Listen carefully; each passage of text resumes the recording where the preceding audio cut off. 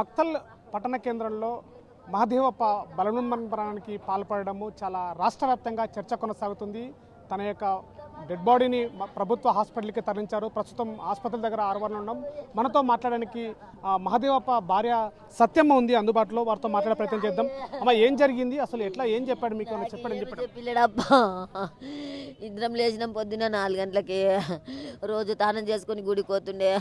ఈరోజు కూడా అట్లే పోతాడు అనుకొని లేచి నీళ్ళు కాబెట్టిన. నేను బాసనలు దమ్ముకుంటా కూర్చున్నాను. బయటికి లేచి వచ్చి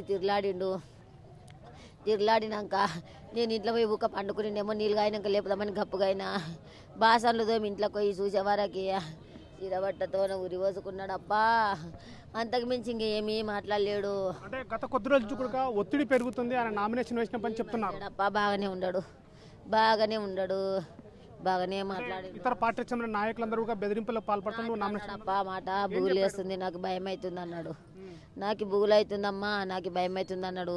ఎందుకు భయపడతావప్ప, ధైర్యంగా ఉండు అన్న. ఎట్లా ఉండాలమ్మా, నాకైతే బూలు అవుతుంది అన్నాడు. సరేనప్ప, బూలు అయితే ధైర్యంగా ఉండు, మేమందరం ఉండం నీ అని కూడా అంతే చెప్పినానప్ప. అట్లే రాత్రి ఒక పెట్టినాము, పండుకున్నాడు. పొద్దుగా లేచి తిరలాడిండు, జెర్సేపు కూర్చున్నాడు, సిగరెట్ తాగిండు.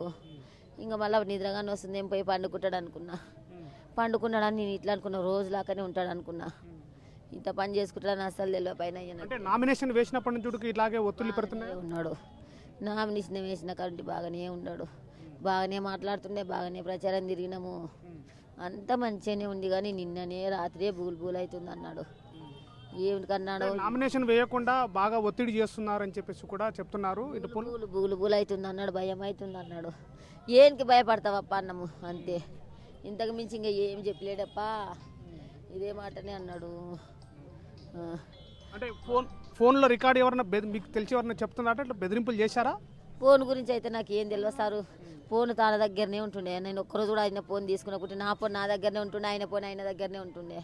ఒకరి ఫోన్ ఒకరిని తీసుకున్న కుటీం కూడా. ఇక్కడ చూసినట్లయితే ఇక్కడ బలవన్మరణానికి పాల్పడడంతో ఒక్కసారిగా మున్సిపాలిటీల్లో విషాదాచారాలు అలుముకున్నాయి. అసలు ఇట్లా మహదేవప్ప బలవన్మరణ పాల్పడడానికి అసలు ఒక్కసారిగా విషాదాలు అలుముకోవడంతో కూడా రేపు పోలింగ్ ప్రక్రియ, ఎన్నిక ఓటింగ్ ప్రక్రియ జరగడంతో కూడా ఇప్పటికే జిల్లాధికారులు పకడ్బందీ ఏర్పాట్లు చేసినప్పటికీ ఒక్కసారిగా మహదేవప్ప బలవన్మరణానికి పాల్పడడంతో కూడా విషాదాచారాలు అలుముకున్నాయి. అటు బీజేపీ శ్రేణులు కూడా బగ్గుమంటున్నాయి.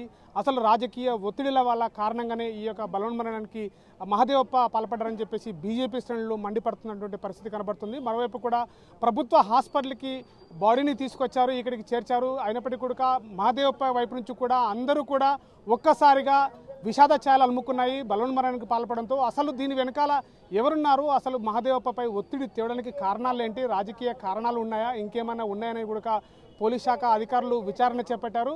అసలు ఈ యొక్క బలవన్మరణానికి పాల్పడంలో పూర్తి విచారణ చేపట్టి కేసు నమోదు చేసుకొని కావాలని న్యాయం కోవాలని చెప్పేసి కూడా కుటుంబ సభ్యులు కోరుతున్నటువంటి పరిస్థితి. కెమెరా పర్సన్ నర్సింగ్తో శివాజీ, RTV, మహబూబ్ నగర్ జిల్లా. అసలైన తొలి వెలుగు. ఫాలో వాట్సాప్ @తొలి వెలుగు official.